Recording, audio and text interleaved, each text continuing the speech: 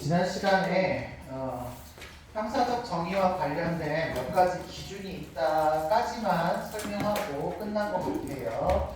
세 가지 기준에 대해서 말씀을 드렸죠. 하나는 음보주의적 관점이 있었고, 음보주의는 죄를 지었기 때문에 그 죄에 대한 똑같은 처벌을 받아야 된다. 다른 이유 없다. 죄를 지었으니 처벌을 받는 거다.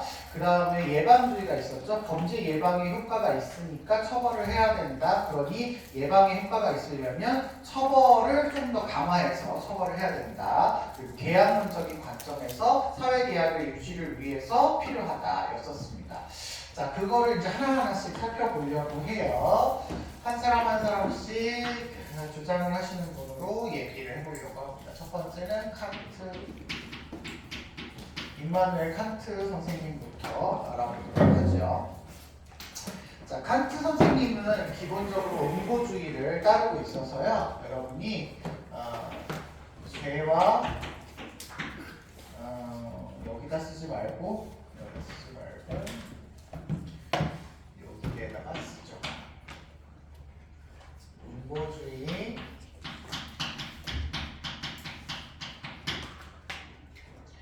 죄와 처벌의 동등성, 평등성을 이야기하시는 분이다. 이렇게 기억하시면 좋겠어요. 칸트는 일단 기본적으로 우리가 예전에 배울 때 아시겠지만 왜 사람만 윤리적이라고 이야기하냐면 사람만 자율적인 판단을 할 수 있는 존재라서 그런 선택을 할 수 있기 때문에 그렇죠. 그 얘기를 일단 쓰고 넘어가려고 해요. 인간만 유일하게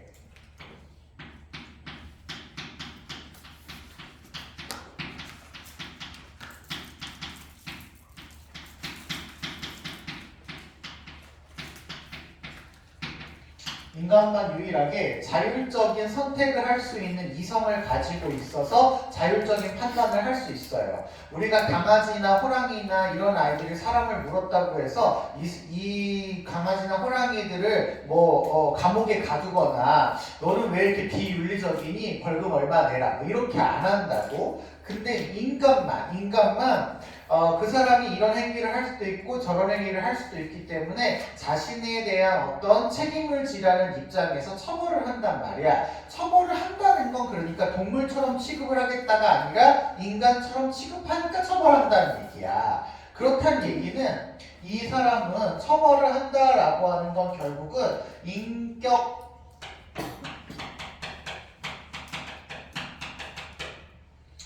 존중하겠다라고 하는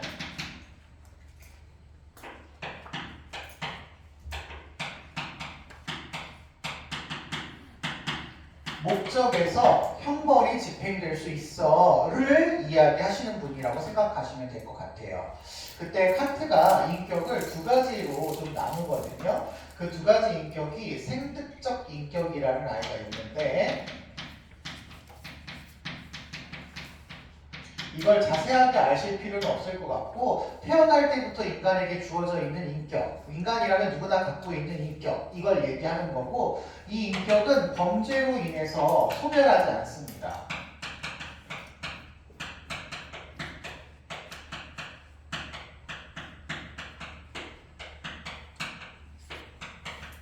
범죄로 상실되지 않아요. 그런데 그 인격만 있는 게 아니라 그 인격들이 이제 사회계약을 맺어서 사회라는 것을 형성할 때 쓰는 인격이 있대요. 그걸 우리가 시민적 인격.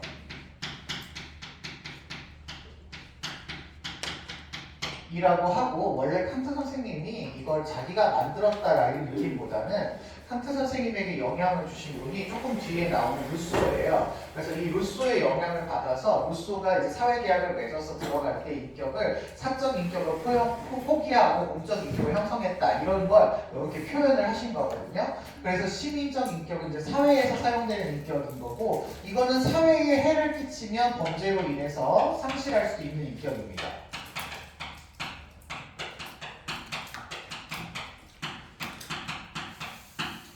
때문에 칸트는 이 생득적 인격이라고 하는 아이가 범죄를 저질렀다고 해서 인간에게 없어지는 아이가 아니라는 거야. 그래서 인간은 다른 어떤 범죄를 저질렀다는 것을 통해서 물건, 그러니까 물건처럼 수단으로서 대해야 하는 것을 방지해 준다라고 설명을 합니다.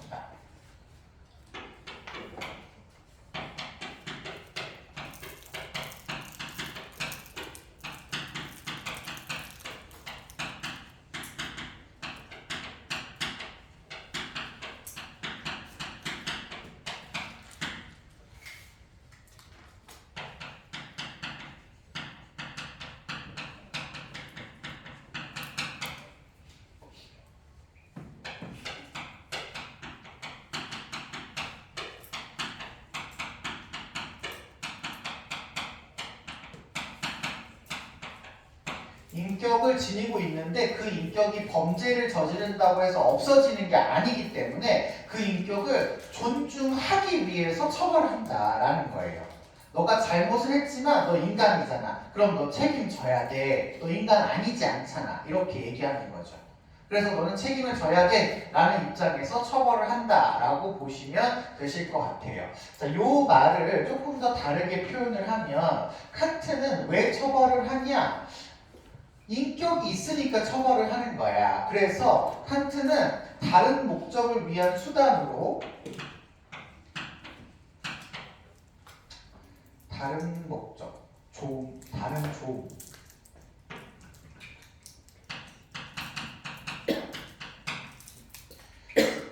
우리가 보통 이 조음은 굿으로 해석을 하는데 굿에서 온 말인데 굿이라는 건 보통 행복이나 이익의 관점 뭐 이런 표현을 많이 쓰거든요. 그래서 이렇게 해석을 하시면 좋겠어요. 조음을 목적을 위한이라고 할게요. 을 위한 수단으로서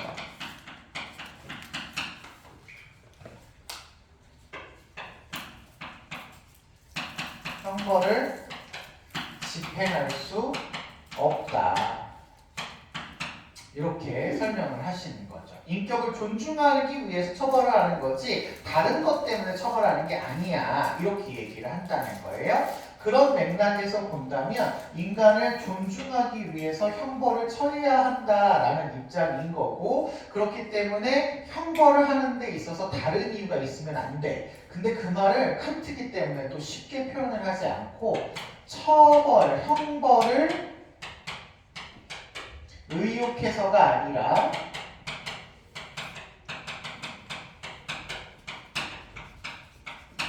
형벌 받을 행위를 의욕해서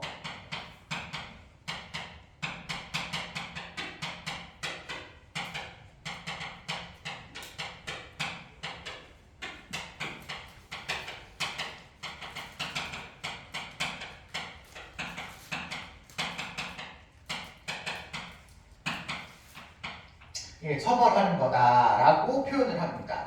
이 말 표현은 자주선지에 나오니까 기억해 주세요. 처벌을 의욕반해서 그 사람을 처벌하는 게 아니야. 얘가 벌 받고 싶었다라고 해서 처벌하는 게 아니라는 거야. 다른 이유가 있어서가 아니라는 거야. 나 원해. 나 감옥 가는 거 원해. 이것 때문에 처벌하지 않는다는 거죠. 너가 감옥 갈 일을 했으니까 처벌한다는 거예요. 다른 목적이 없어요. 그래서 이런 표현을 쓴다라는 거 기억을 해주시고 알아두시면 될 것 같아요. 마지막으로 처벌은 그렇지만 공적 정의를 위해서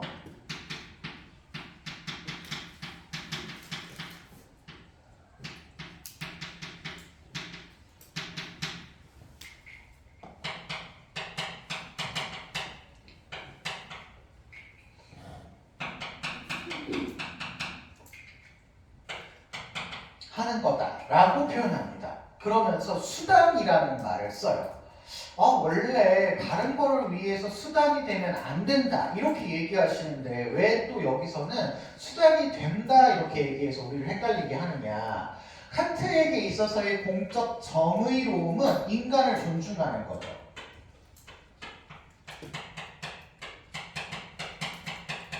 인격을 존중하는 거예요. 인격을 존중하기 위한 목적으로서 형벌이 뭐가 될 수 있다는 거야? 수단이 될 수 있다는 거야. 그렇다고 한다면 우리 제2정언명령에서 인격을 목적으로 대해야 되고 수단으로 대하면 안 된다 할 때 수단 앞에 뭐가 들어갔죠? 단지가 들어갔고 목적 앞에 동시에가 들어갔잖아. 그냥 단순하게 수단이 아니라 좋은 목적을 달성하기 위한 수단인 경우에는 도덕적으로 허용할 수 있다. 이렇게 얘기하셔서 이런 경우에는 허용한다. 이렇게 얘기하셔야 되겠습니다. 이렇게 표현할 수 있다고 하셔야 돼요. 그런데 시험 문제에 혹시 공공의 이익을 위해서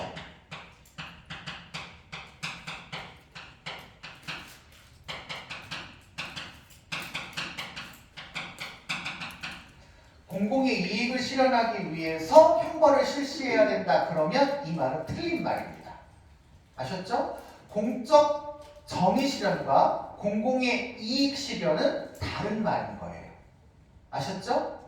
이 말을 구분을 해서 칸트는 생각해 주셔야 되실 것 같아요. 그래서 너가 죄를 지었으면 이에는 이, 눈에는 눈, 죄와 처벌의 동등성을 기준으로 평등성을 기준으로 무조건 처벌을 해줘야 됩니다. 처벌하지 않으면 그 사람은 인격체로 뭐하지 않는 거야? 존중하지 않는 겁니다. 그래서 칸트의 도덕 명령은 해도 되고 안 해도 되는 명령이었어요? 반드시 해야만 하는 명령이었어요? 반드시 해야만 하는 명령이었죠. 우리가 이런 명령의 형태를 무슨 명령의 형태라고 부르죠? 정언 명령의 형태라고 부르죠. 그러면 형벌은 정언 명령의 형태로 집행되어야 된다라고 얘기해도 돼요, 안 돼요? 되지요. 그렇죠. 그래서 정언 명령 하나만 더 기록을 해두도록 하겠습니다.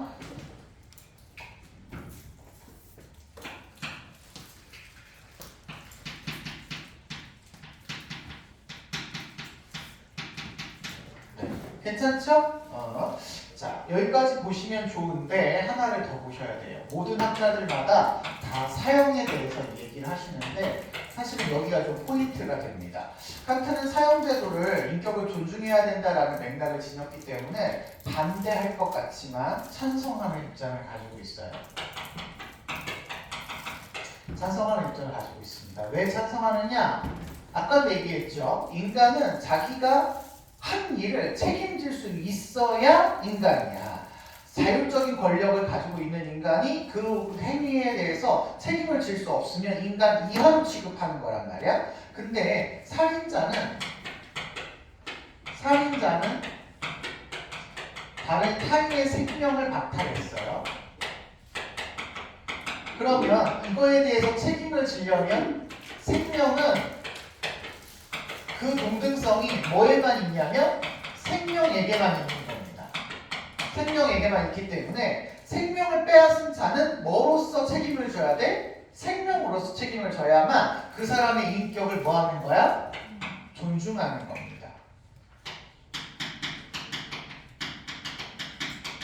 그러려니 사형을 찬성해야 되겠죠. 이 사람이 인격적인 대우를 받으려면 사형을 시켜줘야 인격적인 대우가 일어나는 거예요. 사형을 안 하면 그 사람은 인격이라고 보지 않는 거기 때문에. 아셨죠? 그래서 최후의 순간이 오더라도 살인자는 반드시 사형이 집행되어야 된다라고 칸트는 표현을 하시고 있으시고 계십니다. 자, 그리고 또 하나는 사형과 관련해서 인격을 너무 칸트가 좋게 본 거죠. 살인자라고 해도 자기가 살인자로서 뭔가 행위를 했다는 것에 대해서 죄책감을 갖게 되는데 그 죄책감을 벗어낼 방법도 생명으로 바꿔주는 일이라는 거야. 근데 살인자를 죽지 않고 감옥에다 그냥 내버려두면 살인자가 계속 죄책감을 갖고 고통을 겪게 된다는 거죠. 그래서 그 죄책감을 덜어주기 위해서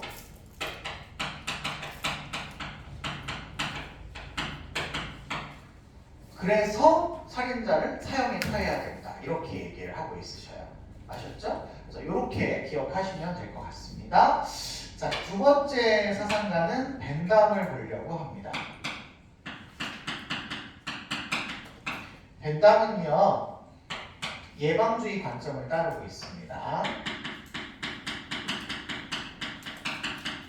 예방주의 관점은 지난 시간에 말씀드렸던 대로 죄를 지었어? 근데 이걸 처벌을 하려면 뭔가 효과가 있게 처벌하기 위해서 죄보다 처벌이 커야 된다. 이렇게 말씀을 드렸어요. 자, 그 말을 다시 한번 설명을 할 텐데 일단 벤담은 우리가 알고 있기로는 무슨 주의 사상가죠? 공리주의 사상가입니다. 공리주의에서의 최고의 목적은 뭐예요? 최다 체액이죠. 이 최다 체액을 계산할 때 인간에게 중요한 기준은, 유일한 기준은 뭐와 뭘 느끼느냐죠? 뭐와 뭘 느끼느냐죠? 쾌락과 고통을 느끼느냐죠? 그쵸? 그럴 때 쾌락과 행복이 오면 인간은 그걸 도덕적으로 뭐하다고 보고 선하다고 보고, 거꾸로 고통이 오면 인간은 그걸 도덕적으로 뭐하다고 봐요? 악하다고 봅니다. 자, 그렇다고 할 때 형벌을 집행을 해요. 형벌을 어떤 사람한테 집행을 하자. 그러면 형벌은 우리한테 쾌락이 오는 거니 고통이 오는 거니? 고통이 와야 됩니다. 멀쩡한 우리 보통 사람이라면 고통이 와야 되는 거예요. 고통이 오면 우리한테 이건 도덕적으로도 뭐한 행위다라는 거야? 악한 행위다라는 거죠. 그래서 기본적으로 얘네들이 봤을 때 형벌은 그 자체가 선이에요, 악이에요? 악입니다. 악이에요. 그런데 얘가 쾌락주의가 아니라고 말했잖아요. 쾌락주의가 아니란 말이야. 공리주의라면 최대의 다수, 최대의 행복을 위해서 소수에게 고통이 가더라도 다수에게 이익이 오면 선해 안 선해? 선하죠. 다수의 이익을 위해서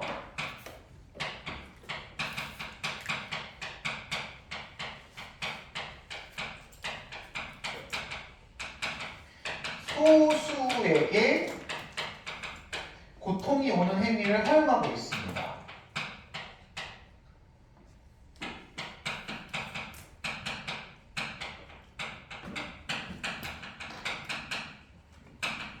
그렇기 때문에 만약에 형벌의 집행을 통해서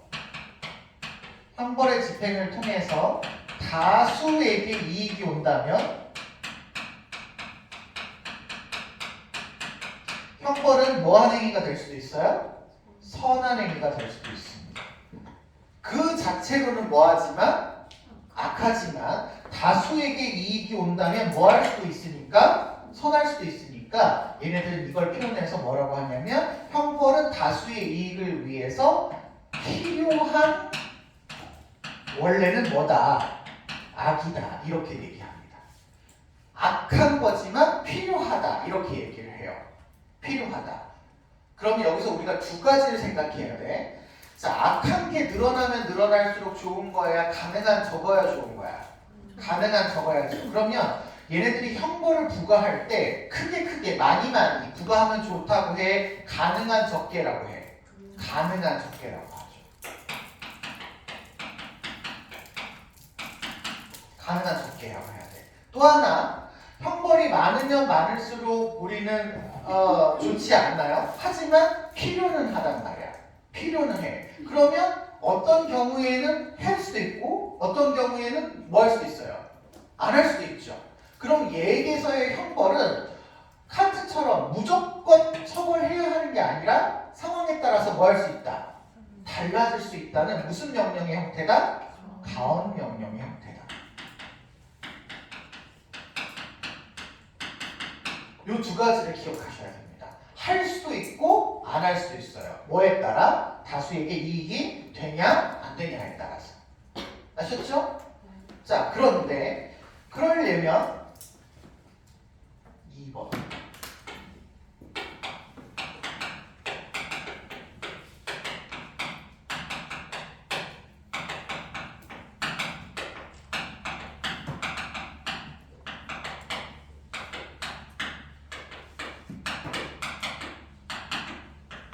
범죄 예방의 효과가 있어야만 형벌이 집행이 돼요. 벤담에게 있어서 범죄 예방의 효과가 있으려면 죄를 졌어. 1,000원을 훔쳤어. 1,000원 너무 작다. 100만 원 훔쳤어. 그런데 이 사람한테 너 100만 원 훔쳤는데 벌금은 50만 원만 돼. 라고 한다면 범죄 예방의 효과가 있다 없다? 없기 때문에 죄보다는 뭐가 커야 된다?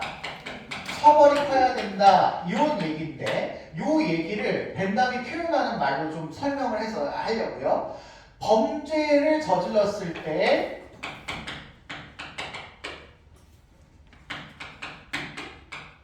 범죄자가 얻을 이익이 있어. 범죄자가 얻을 이익 아까 얘기하면 뭐 100만 원. 그때 처벌을 해.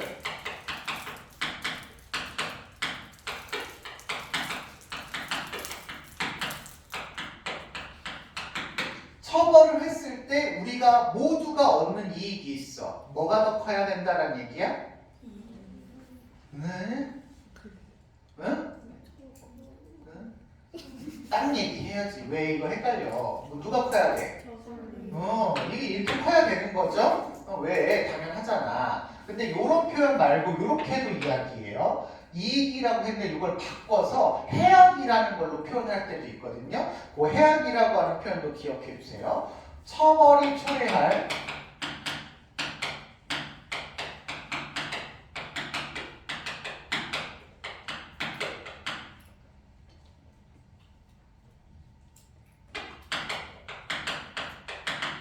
해악이 있어요.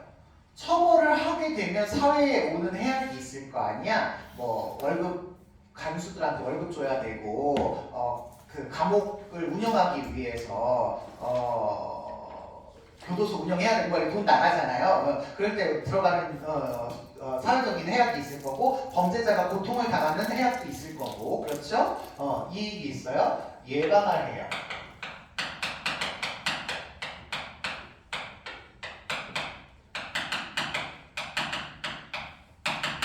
예방을 통해서 얻을 수 있는 해악이 있을 겁니다. 그러니까 예방을 통해서 사회에게 도움이 되는 해악인 거죠. 뭐라고 해야 되니? 말이 어렵네. 예방을 해야 할 처벌이 예방할 해악. 그래. 이게 근데 그냥 할 때는 예방으로 쓰거든요. 여러분은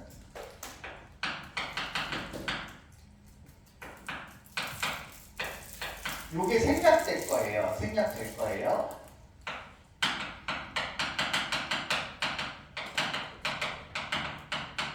이렇게 나올 거거든. 그러면 여러분은 요것과 요거를 비교했을 때 뭐가 더 커야 된다라고 알아두셔야 될까요? 그쵸. 이렇게 더 커야 된다라고 알아두셔야 돼요.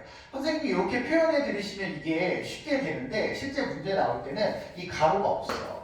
그래서 요것 때문에 헷갈릴 수 있어요. 헷갈릴 수 있으니까 요 말 자체를 기억해 두시고 알아두시라 이런 이야기가 되시겠습니다. 아셨죠? 아셨죠? 그래야지만 처벌을 할 수 있고요. 그렇지 않은 경우에는 처벌을 하지 않을 수 있어요. 그렇다는 얘기는 죄가 늘어나면 처벌도 같이 뭐 하기는 해요? 늘어나죠.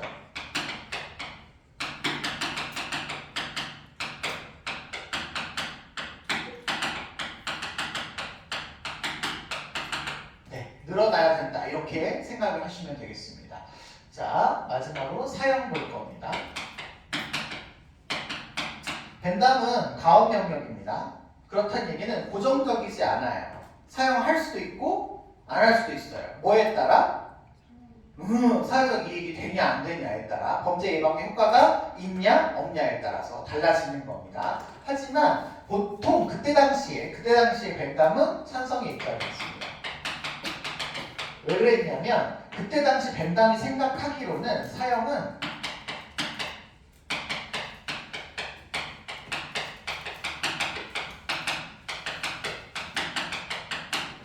강력한 형벌이래요. 가장 강력한 형벌이래요.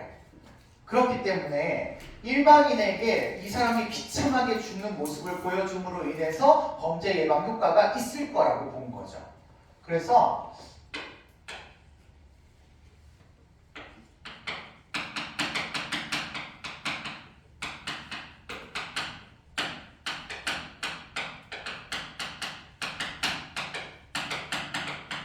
범죄 예방에 효과가 있는 강렬한 형벌로서 사형은 집행해도 괜찮을 것 같다라고 그때는 생각했습니다. 그렇지만 이거는 언제든지 달라질 수 있는 견해라는 걸 꼭 기억하시고 알아두시면 되겠습니다. 자, 세 번째 사람을 보죠. 세 번째 사람은 루소 볼 겁니다. 장자크 루소라고 하는 분이고요. 제가 루소를 여기서는 지금 초록색으로 쓰지만 나중에 사회계약 파트가 들어갔을 때는 루소를 다른 색으로 쓸 수도 있거든요. 노란색으로 쓸 거거든요. 그때는 이 사람이 얘한테 영향을 줬기 때문이라고 생각을 해주시고 그 본래 사회계약을 선생님이 초록색을 쓰기 때문에 이렇게 쓰고 있다고 알아두세요. 이 사람은 사회계약론자입니다.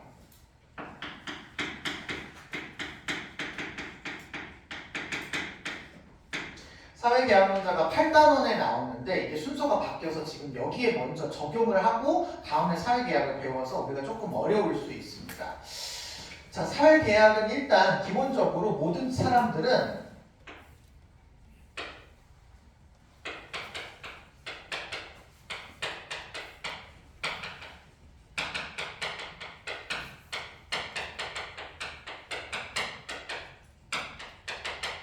사회는 개인의 자유와 권리를 보장하기 위한 목적으로 개인들이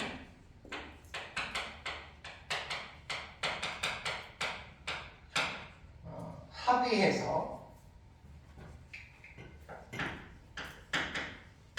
윤리시간의 합의랑 똑같은 말 뭐였죠? 뭐라고 했죠? 똑같은 말? 다 똑같은 말이라고 말씀드렸습니다.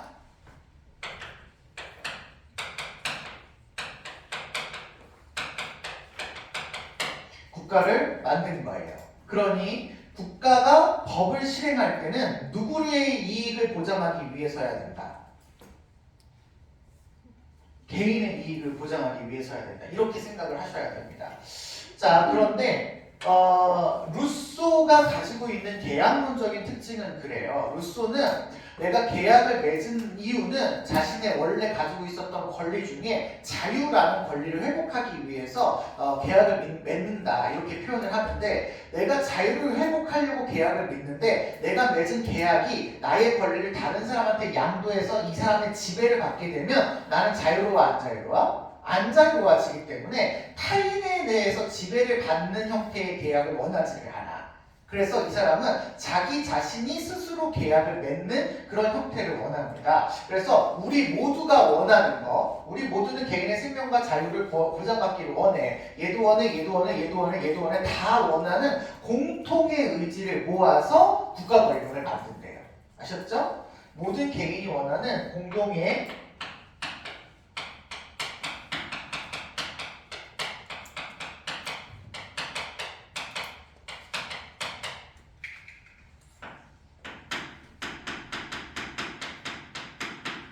그 공동의 의지를 루소는 일반 의지라고 표현을 했어요.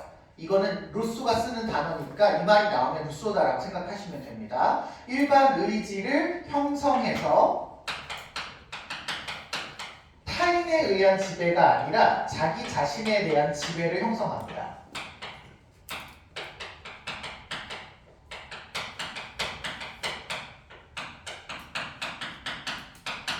스스로의 지배가 이루어지게 됩니다. 아셨죠? 왜냐하면 이 의지가 내가 원하는 의지니까요. 내 의지가 나를 지배하는 거다. 이렇게 생각을 하니까 다른 사람이 지배하는 게 아니야. 그때 내가 사회라는 조직을 위해서 특별히 모든 권한을 양도한다라고 할 때 타인한테 양도를 하는 게 아니라 일반 의지에게 내 자연권을 모두 양도해서 일반 의지가 강력한 힘을 갖고 나를 보호해 주기를 바래요. 그래서 일반 의지에게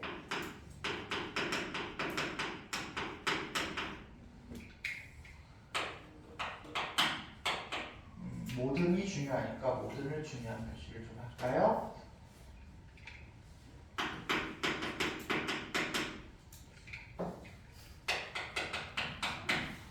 얘는 자연권이라는 개념을 얘기하는데 우리가 여기서 자연권 얘기하기에는 조금 지금 맞지가 않아서 자연권 8단원 가서 말씀드리려고요. 자연권에 관련된 모든 권리를 양도합니다. 양도해서 국가가 강력한 힘을 가지고 공권력을 가지고 나라를 통치하기를 바라는 거죠. 이해되시죠? 그래서 타인에게 양도한다 그러면 된다 안 된다? 안 된다. 자기 자신의 의지인 일반 의지에게 양도한다. 이렇게 해서 권력을 형성하고 그 국가 권력은 자기를 지배하는 형태가 나타나는 게 바람직하기 때문에 루소는 간접 위주 정치에 반대하고 직접 위주 정치가 이성적인 정치다. 이렇게 얘기를 합니다.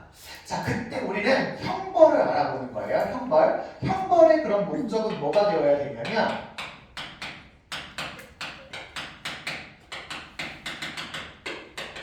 계약자들의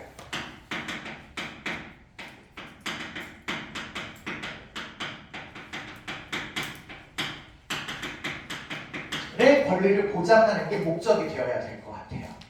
아셨죠? 계약자들의 권리를 보호하라고 내가 국가를 만들었으니까 당연히 형벌을 주는 이유도 계약자들의 권리를 보장하기 위해서야. 그러니까 계약자들의 권리 침해가 발생을 했어? 그러면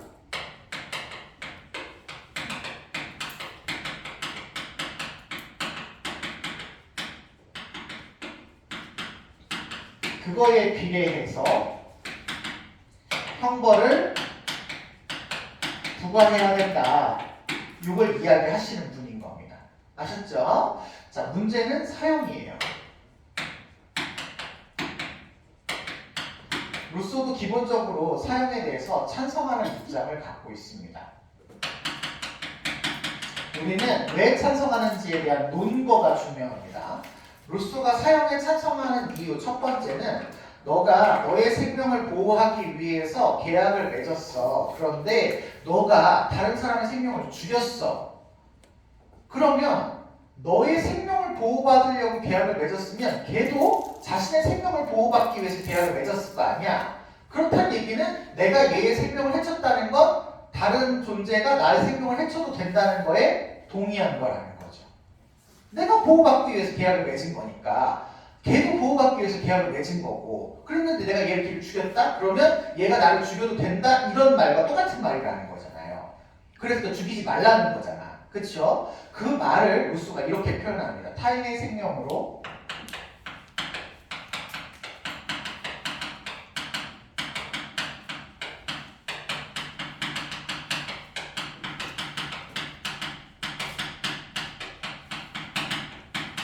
자신의 생명을 보존하려는 사람은 자신의 생명을 희생해서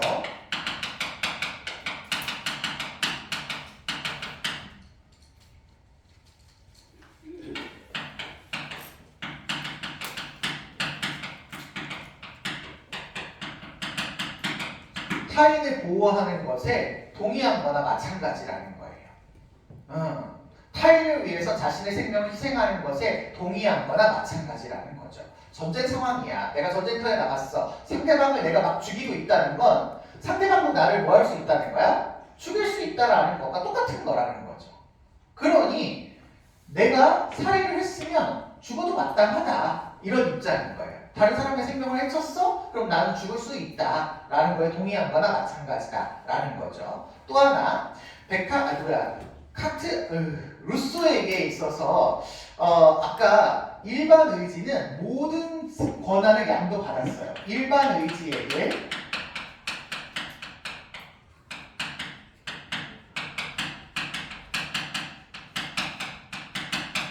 모든 권한을 양도할 때 뭘 줬냐면 개인이 가지고 있는 생명권까지도 양도를 했다고 봅니다.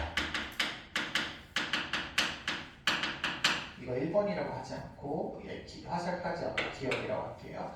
생명권도 양도를 했어요. 모든 권리를 양도했으니까. 그렇다는 얘기는 나의 생명을 처분할 권리가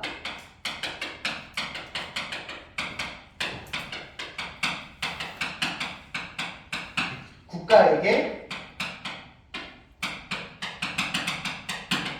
있다라는 게 전제가 되는 거죠. 그러면 국가는 사형 집행권이 있다 없다? 있다 이렇게 생각하는 거죠.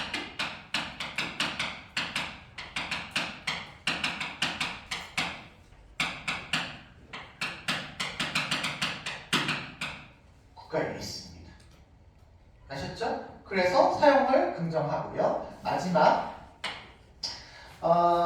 사회계약론자야. 내가 내 생명을 보호받기 위해서 계약을 맺었어? 근데 내가 누군가를 죽였어? 그럼 나는 계약을 파기한 사람이야.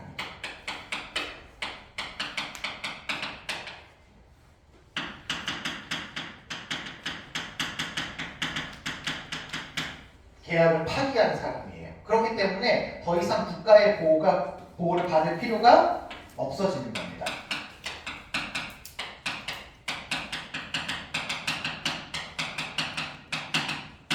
살인자는 국가의 보호를 받는 대상자가 아니게 되는 거예요.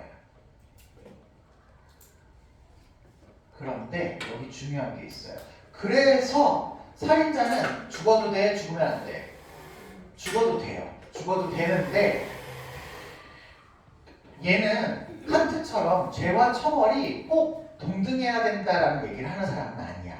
얘의 형벌의 목적은 누구의 권리를 보호하기 위해서야? 계약자들의 권리를 보호하기 위해서야. 때문에 사형 집행이 가능하지만 계약자들의 보호를 위해서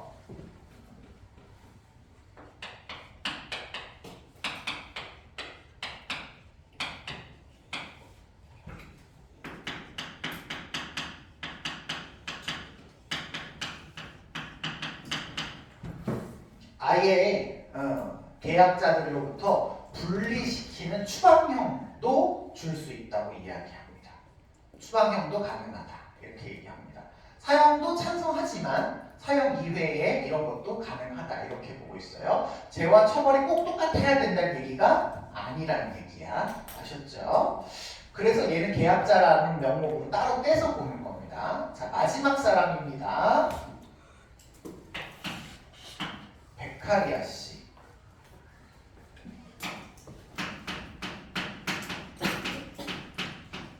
자, 베카리아 씨는 제일 중요한 사람이에요. 여기만 나오기 때문에 시험 빈도가 가장 높은 사람이라고 보시면 되겠고요. 베카리아는 두 가지 입장을 모두 얘기합니다. 첫 번째 입장은 예방주의.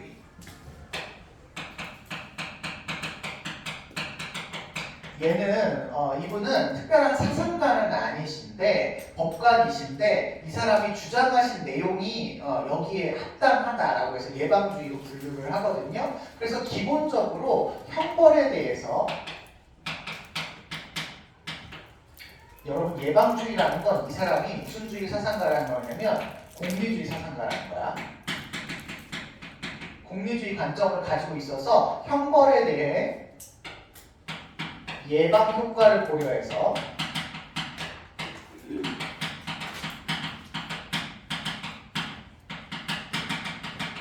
처벌해야 된다. 그러려면 죄와 처벌의 관계가 이렇게 비례적인 관계로 나타나야 된다라는 것을 앞에 벤단 선생님이 이야기한 것과 똑같이 이야기합니다. 형벌 그 자체는 뭐고? 악이고 최대 다수 최대 행복을 위해서 범죄 예방이 필요하다면 형벌은 집행할 수 있어. 그 대신 너무 크면 된다 안 된다? 안 된다. 최소한으로 크게 해야 된다. 이렇게 얘기하는 거 다 똑같아요. 다른 점은 사형입니다. 사형을 반대하십니다. 우리가 배우는 유일하게 사형에 반대하는 사람이 베카리아입니다. 그래서 이 사람이 빈도수가 높아요. 사형에 왜 반대하느냐? 예방주의적 관점에서 형벌을 왜 주는 거냐면 범죄 예방의 효과가 있기 때문에 준다는 거야. 근데 사형은 한순간만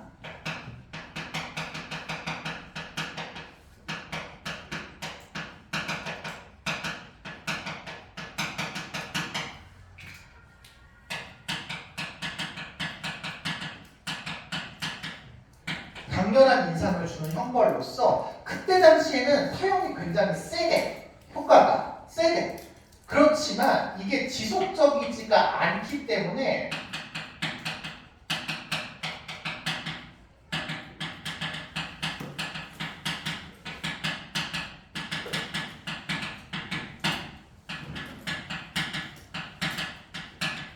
범죄 예방 효과가 작다라고 보는 거예요. 작다. 그러면 큰 게 있느냐? 강도보다는 형벌은 강도보다는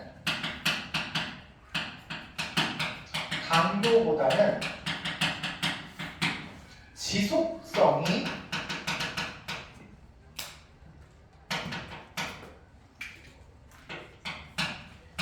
효과적이기 때문에 뭐가 필요하다고 보냐면 사형을 대신하는 종신노역형이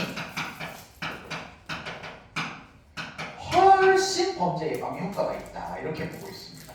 범죄자를 끊임없이 고통을 당하는 모습을 일반 사람들한테 보여주면 어제도 고통, 오늘도 고통, 계속 고통이라는 걸 통해서 아 저렇게 하면 안 되겠구나라는 것을 알려준다는 거죠. 심지어는 그 범죄를 저지른 그 사람도 자신이 이런 노동하는 과정을 통해서 아 나는 다시는 이러면 안 되겠구나라고 교화할 수 있는 기회를 줄 수도 있다는 거야. 그러니 범죄 예방 효과가 더 크다라고 보고 있는 거죠. 이해되시죠? 그래서 사형을 반대하고 종신노역형이라는 제도를 실시해야 된다라고 이야기하고 계십니다. 무슨 주의 관점에서요? 공리주의, 예방주의 관점에서요. 반대로 또 하나를 얘기하시는데 계약론적 관점에서도 얘기하십니다.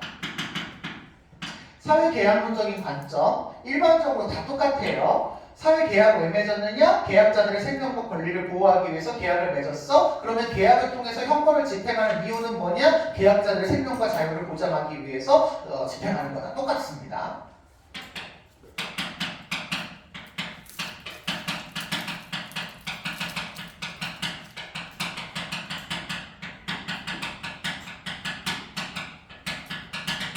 여기 똑같아요. 똑같습니다. 그런데 조금 다른 점이라고 한다면 루소에서의 계약은 내가 나를 보호하기 위해서 우리가 가지고 있는 공동의 의지를 모아서 국가를 세우는 일반 의지를 만들었잖아. 근데 이 사람은 공동의 의지를 모은 게 아니라 각자가 원하는 의지를 총합쳐서 국가를 만들었다라고 보고 있어요. 이걸 어려운 표현으로 일반 의사 이렇게 얘기합니다.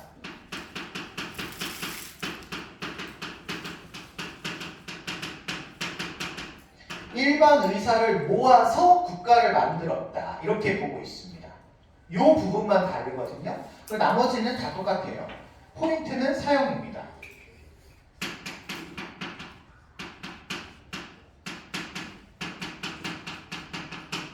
자, 사형 집행권은 누구로부터 그러니까 나오는 거예요? 국가로부터 나오는 거.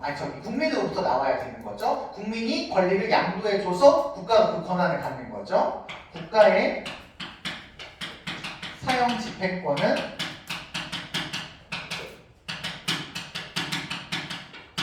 계약자가 부여해야 합니다. 그쵸? 그런데 베카리아가 봤을 때 어느 바보 멍청이가 내 권리를 보호하기 위해서 국가를 만들면서 국가가 내 생명을 죽이는 권리가 있다고 생명권 양도를 했겠느냐는 거야. 내가 똑똑한 사람이고 나의 권리를 보호하기 위해서 국가를 만들어 놓고 그 국가가 나를 죽여도 된다라고 동의하지 않았을 거라는 거지. 계약자는 기억이라고 할게요. 니은이라고 할게요. 아니야. A라고 할게요. 미안해요. 계약자는 생명권을 국가에 양도하지 않았다.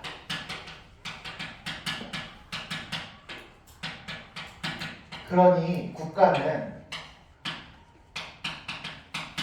생명권을 다룰 수 있는 권리가 있다 없다? 없다. 그냥 사형이라고 하죠.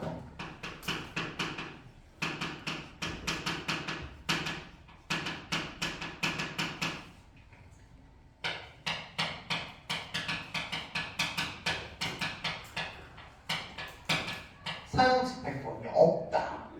없는데 계약자가 주지도 않았는데 살인자는 죽어야 돼 라고 하면서 사형을 집행한다면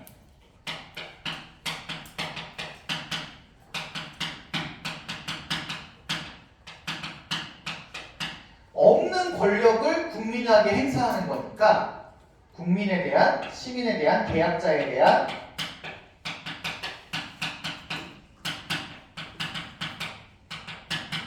선전포고다.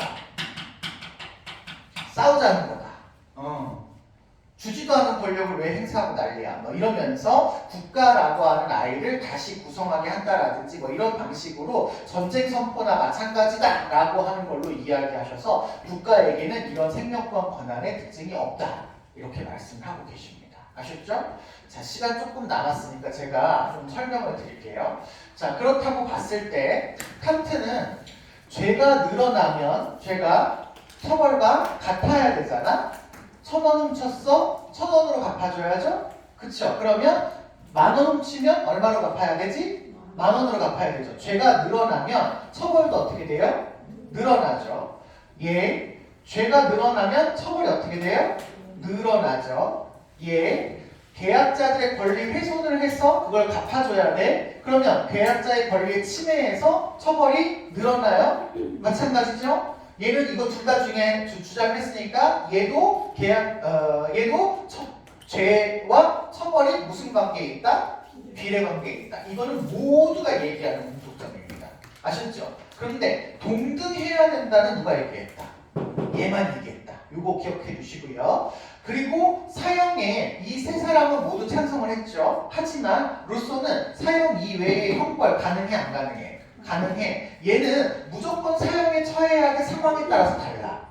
다르죠? 그쵸? 효과를 고려해서 할 수도 있고 안 할 수도 있죠. 얘는 무조건 사형을 처벌해야 되죠. 정언명령. 그쵸? 또 하나, 살인자를 기준을 정할 때 반드시 누구를 죽인 사람만 살인자로 보이냐라고 할 때 칸트는 그렇지 않습니다. 살인을 하게 동조한 사람, 살인을 방조한 사람, 뭐 계획을 세울 때 동호한 사람, 이런 사람도 그냥 다 살인자라고 보고 있습니다. 아셨죠? 이거 기억하시고 마지막으로 공적 정의 실현 목적, 이게 되죠? 얘 벤담의 공적 정의는 뭐예요? 최대다수 최대 행복이죠. 그러면 최대다수 최대 행복을 위해서 형벌 집행해도 돼, 안 해도 돼? 해도 돼. 얘는 공적 정의가 뭐예요? 계약자들의 권리 보장이죠. 그러면 공적 정의 실현을 위해서 해도 돼, 안 해도 돼? 해도 되죠. 그럼 얘도 다 되는 거죠. 그러면 공적 정의 실현을 목적으로 위해서 형벌을 집행한다면 돼요, 안 돼요? 다 되죠. 다 됩니다. 다 되는 공통점이야. 그런데 공적 정의를 위해서 사형을 집행해야 된다 그러면 이 넷 중에 누구는 안 돼요? 베카리아는 안 돼요. 형벌은 괜찮지만. 아셨죠? 됐어요? 똑같아요. 공적 이익 얘기하려고 해요. 공공의 이익, 다른 말로 다수의 이익을 위해서 사형이나 형벌 집행하면 칸트 돼요, 안 돼요? 여기 썼는데 공익을 위해서 사형이나 형벌 집행하면 돼요, 안 돼요? 안 돼요. 손해가 나도 그냥 해야 되는 거야. 아셨죠? 그런데 벤담은 전체 이익을 위해서 집행하면 돼요, 안 돼요? 되죠? 루소는 계약자 전체의 이익을 위해서 집행하면 돼요, 안 돼요? 됩니다. 됩니다. 그러면 얘도 형벌은 공공의 이익을 위해서 집행하는 거 돼요, 안 돼요? 됩니다. 하지만 또 뭐는 안 되죠? 사형은 안 됩니다. 아셨죠? 그래서 형벌인지 사형인지는 얘를 엄청 구분해야 돼서 얘를 기준으로 해서 나머지 사람들에게는 사형이냐 뭐 예방주의냐 이런 걸로 구분을 하는 거, 흥보주의와 구분하는 것 이런 것들을 내거나 아니면 똑같이 예방주의, 사회계약론 입장에서 사형을 구분하는 거 이런 거 내거나 뭐 이렇게 나올 수가 있어서 베카레아를 기준으로 나오게 된다. 아셨죠? 이렇게 알아두시면 되겠습니다. 여기까지가 시험 점이고요. 제가 오늘 8교시에 여러분 문제 풀어드리려고 하고 있어요. 그래서 이 장소에 오셔서 8교시에 참여하시면 문제를 같이 볼 수가 있을 것 같습니다. 여기까지 볼게요.